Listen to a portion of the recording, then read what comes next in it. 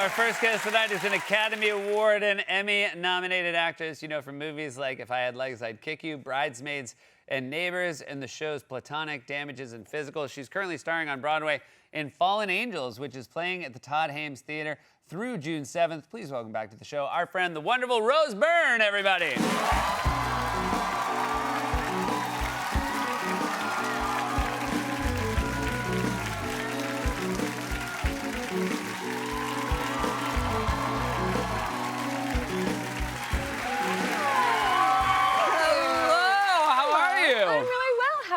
I'm great.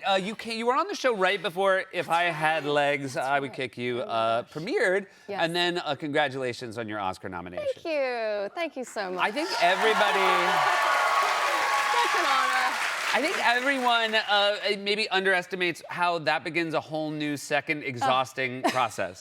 It's extraordinary. Yeah, you do have to have stamina. It's a long season, they call Yes. it, of these events and awards and so on. I mean, it's such an honor. But yeah, you have to have a rigorous muscle getting Yes. used to it. It's quite a thing. And yeah. and this seems very rigorous as well. Yes. I was lucky enough to see Fallen know, Angels last you week. guys are so It's sweet. such a fantastic play. Thank you. But it is a sort of rat-a-tat dialogue. Yes. There's a lot of physical comedy. Yes. This is an old school Yeah. 1925 farce. Yes. How hard yeah. was it to actually rehearse and learn every movement? Because it obviously looks seamless from the audience. Yeah, it was. It's a technical feat every night, and the language is like very gymnastics of like fabulous sort of language from the time. Noel Coward, the brilliant playwright, but yeah, we had about 4 weeks to rehearse, and I was chatting at one point with Renata Renze, who was Yeah. also one of the nominees this year for Sentimental Value, and she does a lot of theatre. And I said, oh, we only have 4 weeks to rehearse, and I missed a few days because of the Oscars, and she was like, oh, in Norway we get 8 weeks. 4 weeks is a crisis. Yeah. I was like, it's a crisis. It's a crisis, guys. She was being really funny, but I brought it back to the rehearsal room. But yeah, the previews were really key for me. I got to have like 2-3 weeks of previews, obviously the whole company. So that was key. I was terrified. We were talking backstage. I mean, there's like couch comedy. There are Yes, people a lot falling of- over couches a lot in a of way I've never hijinks. seen before. People sliding downstairs. And we're not mic'd either. There's mics on the stage, but a lot, most Yeah. Broadway shows you have a mic, and we don't have a mic. So I'm really like projecting the whole new Jane, Juliet, darling, like this the whole night, champagne. Yeah, it is. I come Now, off I don't want stage and to I'm give like- much away, but it is really a delight of watching you and Kelly just sort of slowly getting Yes. drunker over the course of one evening. And it really is the highs and lows of drunkenness. I know, Like, I and then- remember yes. every part of specific nights where I felt those ways. I know. And there's a point in the play where I start stealing things from her apartment. Because that thing of, when you wake up in the morning after you've had a few drinks and you don't know what's in your bag, you're like, why have I got this person's sunglasses or this person's thing? And so, but no, we've been pushing the physical comedy. It's very fun escape for 90 minutes. It's a really fun escape. I also gave you a compliment just backstage because you are off stage for a bit. You come back, your hair is funnier than I've ever seen hair in a play. And coming from you, who's Yes. done a lot of hair work. A lot of hair over work the at years. SNL. A lot of hair, a lot of And I wig work. assumed it was a wig, not a wig. No, that's me backstage doing this. So you're doing your own. No, pardon me. It is a wig, but I'm styling the wig. Yes. I'm backstage doing this. Yeah, to my hair, and it's very. I mean, when it it's comes. nothing like a hair gag. Come on. Oh, it's a good come on, old-fashioned it's a hair good- gag. It's really, really good. It's crazy though when you do it. I mean, it's funny what lands one night doesn't land another. You Well, just it's don't know doing a interesting. live. I've never done a true comedic two-hander, which it really is for Yes. Kelly O'Hara and I, the wonderful national treasure, where it's really a two-hander with the two of us. And anyway, it's quite nerve-wracking when you think something's going to land and it doesn't. What do you do? What are Well, your I'm going to tips? tell you something. You were like a stand-up comedian after the show because I came back, and again, it crushed the night we saw it, and we were like, oh my God, it's so funny. And you immediately were like, yeah, some stuff goes better. And it's like that thing. Yeah. When you're a Yeah. comedian, you Yeah. always remember the best it goes. So any night it goes down one, you're like, what's wrong with I know you? what's exactly what happened. When Like, did you like, get so picky? I did the breath too early, or you Yeah, know what yeah. I mean? I did that. That was too long. That was too short. And you start to. It's fascinating. But each audience is kind of a roller coaster, I suppose. So, it's also, I mean, it's amazing that this plays, 100 years old. Yes, I know. It's extraordinary. And some of the dialogue, I mean, Yeah. a lot of the dialogue, Yes. all the dialogue, it is like so timelessly yes, funny. Yes, I know. And so there must be, even though you have all these great physical performance elements to it, like it must also be nice to know, like, oh, I can just also like just lay back on like no collar. Yeah, on the language, it is extraordinary that you read it and you go, this is still funny. You know, and he was 23 when he wrote it. And it was banned at the time because it was considered scandalous that women would have a relationship before marriage, guys. It's considered scandalous. And the only reason the Lord Chamberlain at the time in England allowed it on was because it was like, it could never possibly happen. So it was considered, it was like, it's a joke, it's all a joke, guys. These ladies wouldn't do that. He was like, this is like Game of Thrones. This isn't real. This is a fantasy novel. This is a I will say, fantasy, I was a little surprised when that is revealed, like not explicitly, right? Yes, it's like yes, I was even surprised because I was like, oh. Yeah. You know what I mean? I thought I was watching a play from a different era where they would never sort of admit to this premarital adventures. He was so ahead of his time. I mean, a lot of his plays were like that, but this one, it was banned. You know, they nearly banned it, and it was just considered a farce, is why they got put on. But it's funny. Yeah, he was extraordinary with his I always, after a show, when I know somebody in a play. Yeah. Do you want to know if they're there? Well, I don't know if you want to know I'm there. I don't. Okay, want to know. So if anyone's coming, don't tell me. That's a very interesting because, like, Bobby likes to know. All right, everyone's different. Gotcha. It's very personal. And when did you come to the conclusion that you don't want to know? Did you always know that about yourself? I think I did. Yeah. I think I did. I get too. I just have to. Like, if I'm too distracted, some people find it encouraging. Like my friends are here, or there's some fancy person here, and I don't want to know about it. I just have to focus on the thing, because otherwise I'll be thinking about you. For me, it's family. Alexi and the audience. I'm all right with like if I know my parents are there, Yeah. everything changes. Yeah. Really? Yeah. Like the air in the room changes. Also, I feel like based on how much my dad talks, by the time I go on stage, half the people know he's there. So, like, not only am I seeing it through his eyes, so is, like, everybody in his section. That's hilarious. Yeah. That's amazing to me. After of the extraordinary things you've done, of people you've had to perform for and it's write still for, parents. and Parents, it's still parents. It's not like Madonna or Beyonce or this someone. is very reminds me of a lot of conversations I've had with my therapist. What we're doing right now. And I like that. I like where that. You're like, with all these people, it just is back to them, huh? What happened to you? What happened? What happened to you? Tell me your story. I have a lot more to ask you. We'll be right back. With more from Roseburn. Welcome back. We're here with Roseburn. This is not your first Noel Coward production. Dallas Doll.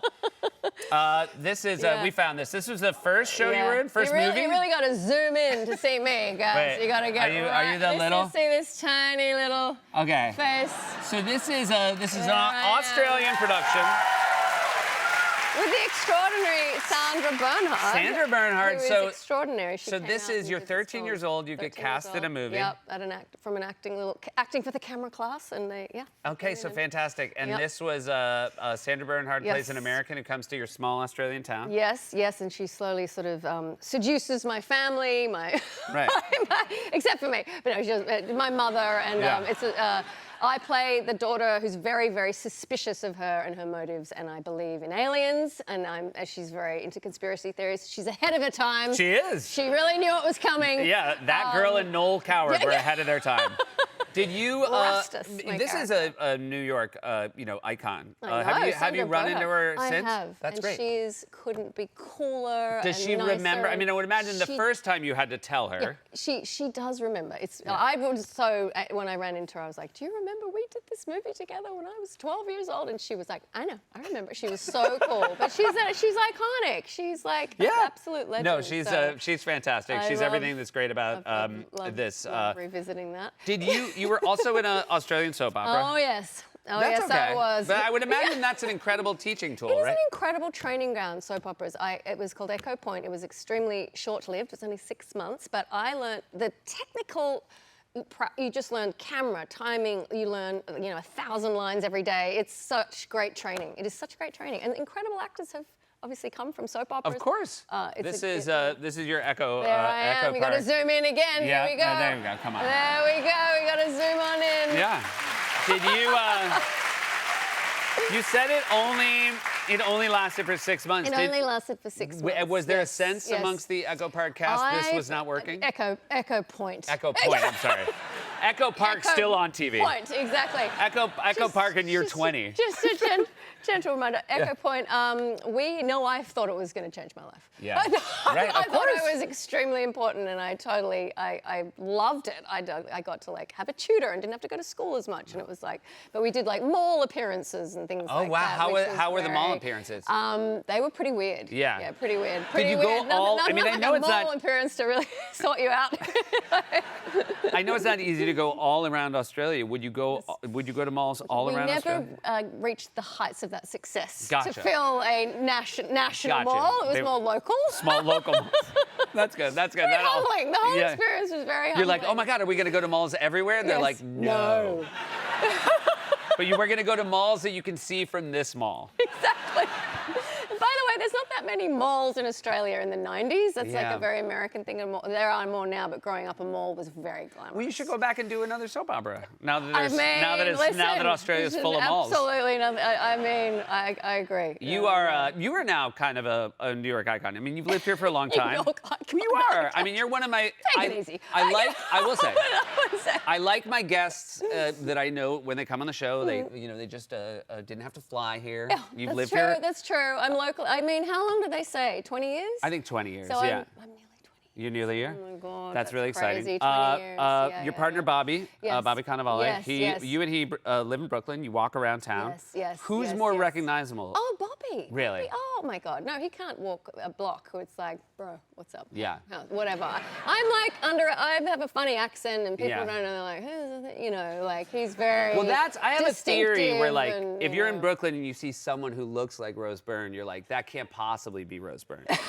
But if you're in Brooklyn and you see somebody who looks like Bobby Cannavale, you're like, that's definitely Bobby Cannavale. Well, I walked into the studio and my lovely hairdresser Jacob was on the phone, and I walked past, and he said to me, he was like, I thought I recognized you. And I was like, yeah, that's me. Yeah. That's me.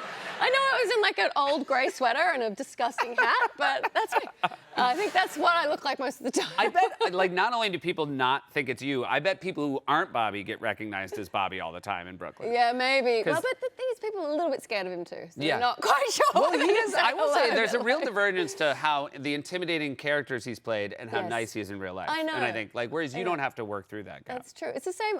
I'm, very friendly with Glenn Close. I did Damages Yes, of with her course. for years, and she has such an aura of her characters.